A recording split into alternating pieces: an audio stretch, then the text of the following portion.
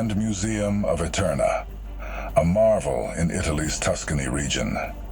Its floors were a vast mosaic of 1,000 polished, flawless marble tiles. And at its heart, bathed in a perpetual spotlight, stood Endurance, a majestic statue of a titan straining against the heavens, every muscle frozen in eternal effort. Every day, crowds of visitors from around the world made a pilgrimage to see it. They would crane their necks, their breath catching, and whispers that followed at the statue's raw power and beauty. They never looked down. But nightfall brought silence. The only light was from the moon shining through the vast glass dome, illuminating the floor, a perfect expanse of 1,000 identical polished marble tiles, a testament to human achievement. That night, under the cold moonlight, the floor finally broke its silence. Caius said with bitterness, "Titus, can you sleep, brother? Or are you too adored to need rest? Do you ever feel shame up there on your pedestal? They come from every corner of the earth to admire your struggle. For me, they walk on me and scrape mud from their boots. They never see the perfection of my polish, only the dirt they bring to dirty me. I feel many things, brother. Shame is not among them.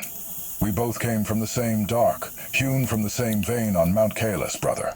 The same sun warmed the quarry face. Do you forget? I forget nothing. That is the source of my agony and curse, Titus. We were equals.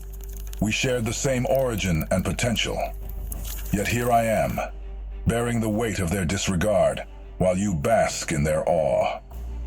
Our fates could not be more different. Where is the justice in that? The justice was a choice, Caius. Do you recall the sculptor's first touch?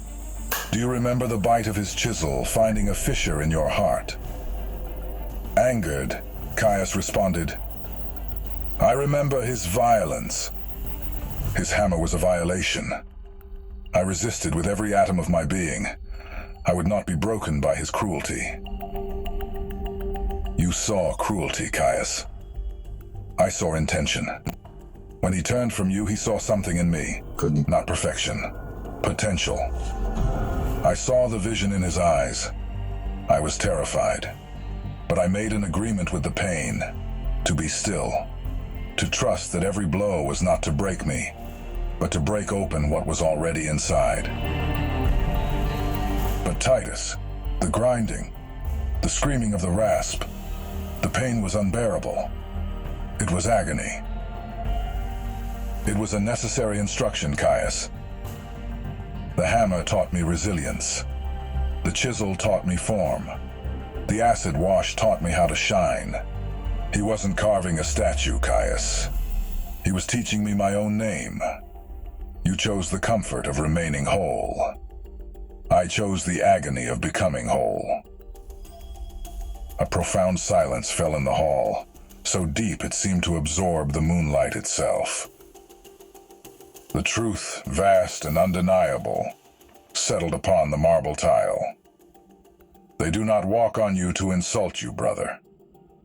They walk on you because you chose a path that leads only underfoot. You became a surface. I became a story. And humanity will always look up from where they stand, toward what reminds them they can overcome. Moral of the story.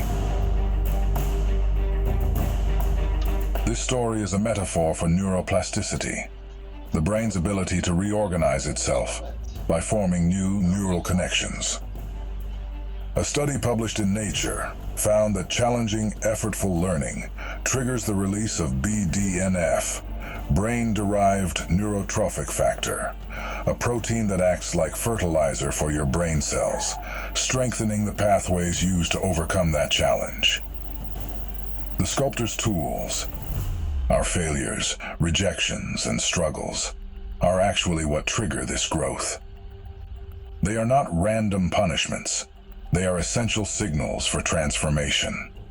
Resisting discomfort keeps you polished and intact, but it also keeps your potential locked away. Leaning into deliberate, difficult practice is the agreement you make with your future self. It is the chisel that reveals the masterpiece within the block.